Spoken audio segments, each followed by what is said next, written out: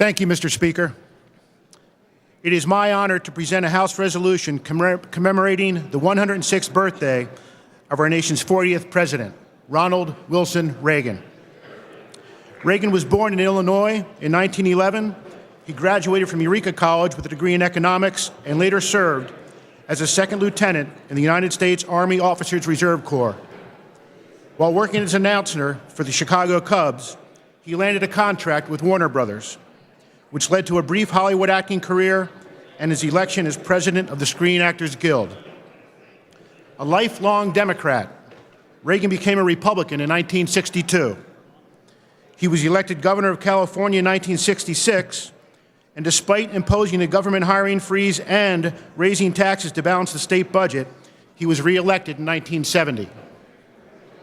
After running for our nation's highest office in 1968 and 1976, Reagan finally won in 1980, becoming the oldest to do so at that time at the age of 69.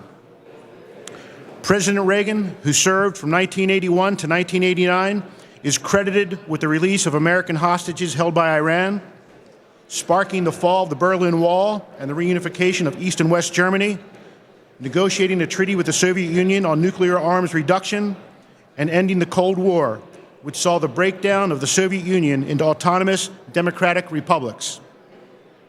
He strengthened alliances and supported efforts to stop and spread the spread of communism in this hemisphere and throughout the world. Here at home, Reagan appointed the first woman, Justice Sandra Day O'Connor, to the United States Supreme Court, extended the Voting Rights Act, and championed the preservation of our nation's civil liberties. He escalated the war on drugs, survived an assassination attempt in which he was shot, and famously fired more than 11,000 air traffic controllers whose illegal strike in 1981 threatened the safety of air passengers.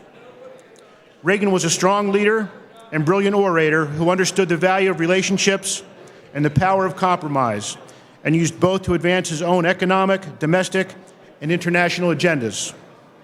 He had a hearty sense of humor, a quick wit, and enjoyed mutually beneficial relationships with political adversaries and the news media.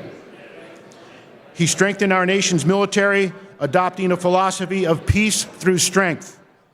He later signed arms reduction treaties with the Soviet Union, the world's other superpower, in which each side could verify the cooperation of the other.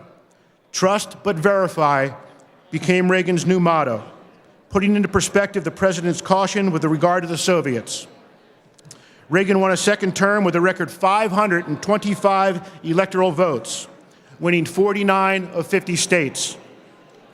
When he left office after 2 terms, he had an approval rating of 68%. In 1994, Reagan announced that he was suffering from Alzheimer's disease.